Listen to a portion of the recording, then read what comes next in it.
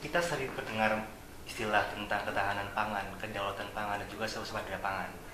Kemudian di dalam masyarakat muncul perbedaan persepsi terhadap ketiga istilah itu. Menurut Bapak, apa perbedaan atau definisi dari ketiga istilah itu, Pak? Jadi yang pertama masalah ketahanan pangan. Ketahanan pangan itu ada 3 elemen. Elemen pertama adalah ketersediaan.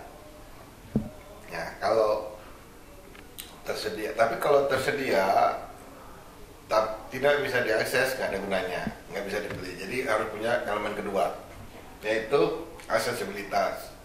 Jadi bisa diakses oleh semua lapisan masyarakat. Nah, untuk bisa mengakses atau untuk supaya orang bersedia untuk menanam, jadi ketersediaan itu fungsi produksi. Di dalamnya produksi, di sini konsumsi. Perlu elemen ketiga, yaitu stabilitas. Stabilitas harga, supaya orang mau melakukan. Petani itu butuh juga stabilitas. Kalau harganya berfluktuasi, dia agak susah untuk memanage produksinya. Si konsumen juga seperti itu. Konsumen pada dasarnya nggak suka dengan fluktuasi dari harga. Jadi dia butuh stabilitas. Jadi elemennya 3 itu. Yang pertama harus ada ketersediaan, produksi, kemudian yang kedua adalah aksesibilitas, yang terakhir adalah stabilitas. That's what define sebagai ketahanan pangan dan diadopsi oleh FAO. Nah, sementara kalau swasembada kita cuma bicara satu sisi saja. Produksi ketersediaan itu bisa 2, bisa di dalam negeri, bisa juga datang dari luar negeri. Nggak semua harus dipenuhi. Nah, jadi kalau yang dimaksud dengan swasembada kan kita harus ingin supaya semua ketersediaan itu disuplai oleh dalam negeri. Nah, pertanyaannya selalu muncul oleh at what cost. Nah, apa semua harus dihasilkan di sini? Kalau kita ingin supaya elemen kedua aksesibilitas itu harus dijangkau.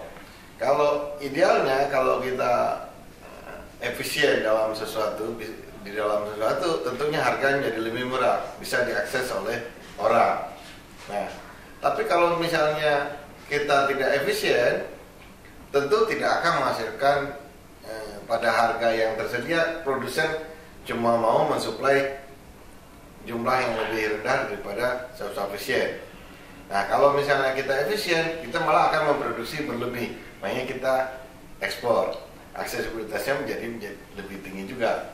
Nah, swasembada pun jadi isu di situ. Swasembada fine kalau seandainya kita bisa memproduksi pada harga yang rendah. Tadi yang terakhir pertanyaan dengan dolar. Dolar itu sebetulnya seperti Malaysia misalnya. Dia nggak memproduksi semuanya, tapi dia kalau saya tunjukkan tadi adalah dia aksesibilitasnya lebih baik. Masyarakatnya bisa mampu, dia bisa nggak perlu memproduksi seperti kita di kota misalnya. Kan kita nggak memproduksi sendiri, kita membeli orang petani punya, tapi kita bisa punya uang, kita punya berdaulat terhadap pangan